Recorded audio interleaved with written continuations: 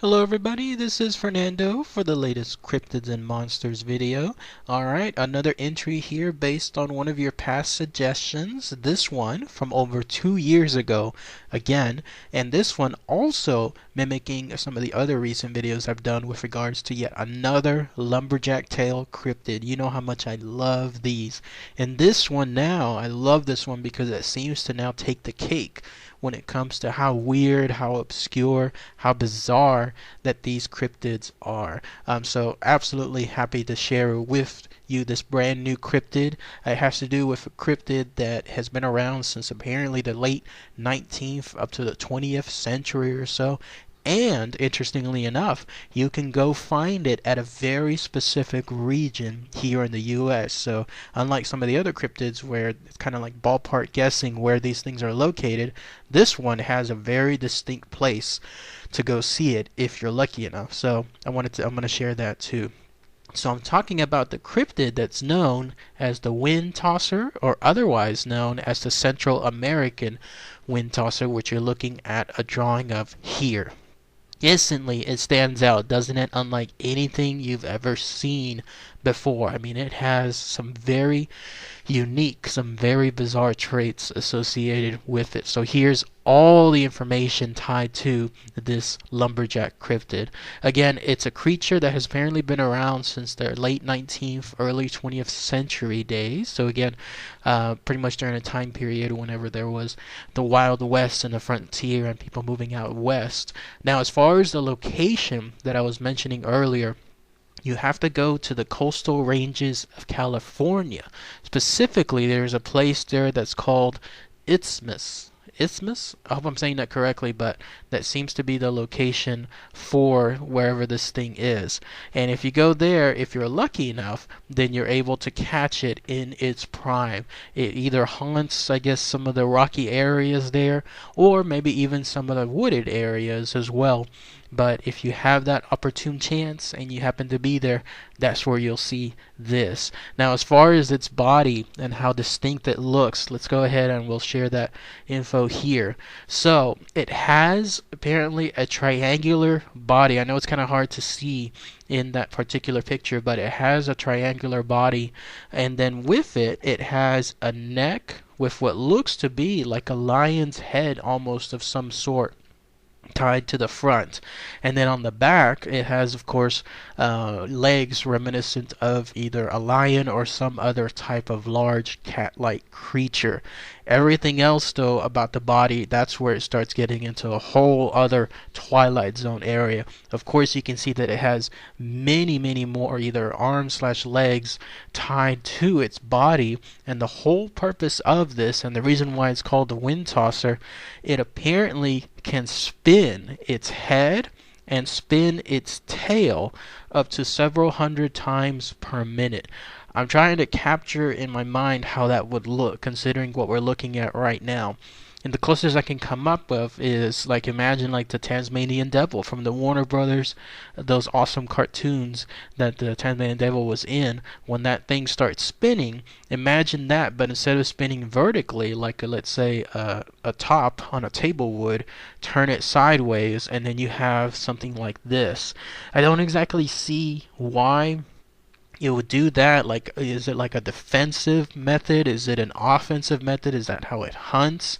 You would think that with its legs or arms or whatever those things are, those paws throughout its remaining body, that it would be more than likely using those. But no, apparently the head and the tail are the parts of the body that can spin up to 100 times per minute. And then also, it seems to have a very distinct personality where it is extremely aggressive. So it absolutely marks its territories, and it makes sure that anything that comes across its area, it will let you know. Like, it'll either defend itself or it'll charge after you. Either way, of course, seeing something like this Whintosser, it'll be very distinctive to look at. So and very powerful presence considering how fearsome it looks. So it can absolutely drive away anything or anybody that happens to come across its area. Also, this body, this design that it has, is practical in the sense that it can use those multiple legs to make sure that whenever there's yet another earthquake or small series of earthquakes happening within those California areas, I don't know how often they happen now, but it seems like they were more frequent back then in the late 19th century. It has those legs to its advantage, where it'll just simply right itself to the right position and then twist its head to that proper position as well. So imagine there's an earthquake happening and it causes it to kind of quote unquote, like tumble off of the side.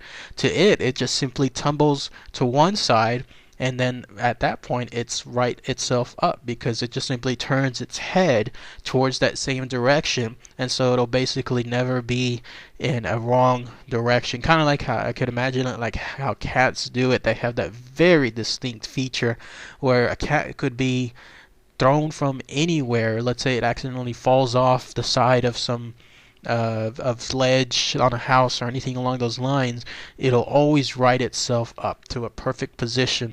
And I imagine that that's how this thing does it too. It'll just simply turn to its next series legs that are commiserate with the ground that it's coming on, and then it'll just turn its head, and then boom, it's right side up again. Also, this creature can do so where it can walk upside down and sideways, again using all those legs to its advantage.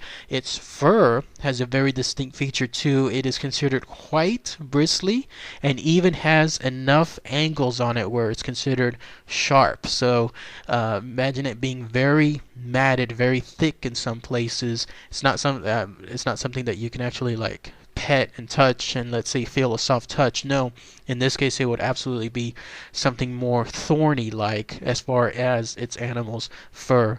One last thing about this creature: it has caused so much trouble in its area because it is very difficult to kill that there's pretty much only one way to take care of it. So let's say you have this creature come across. You can try shooting it, you can try clubbing it. It's just going to use its defensive measure, or offensive measure, that thing again where it can spin around up to 100 times a minute or so. There is only one way to kill or trap this creature, and that is to use this. It's called a flume pipe. I had to look this up myself to see what it was. It looks like it's those pipes that are used in construction, either during a bridge or some kind of canal, I don't know, but it's used either to like sustain a bridge maybe, or more likely to try to divert water going somewhere.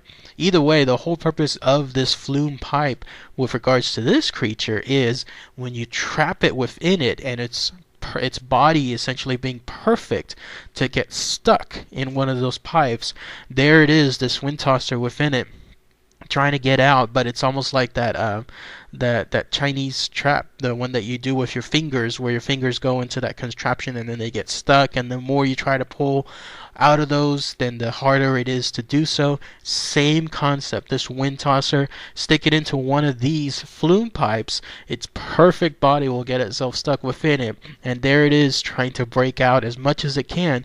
The idea is it'll struggle so hard, and it'll in turn make things more difficult, that if you can believe it, it'll actually tear itself apart thereafter. So that is apparently the only way to truly either kill or trap this creature. Put it into one of these flume pipes, and then the rest takes care of itself. So another very interesting distinct trait with it. But that's it. That's all the info tied to the Whintosser, otherwise known as the Central American Whintosser. If anyone has any more info, especially those of you that happen to be in that California area, again in the region called Isthmus, and you happen to know more tales tied to this unique creature, please post those comments below. But again, I love doing these lumberjack tales because of how crazy these things are, and I'm so happy to have shared this with everyone too. So alright everybody, thanks again as always, take care.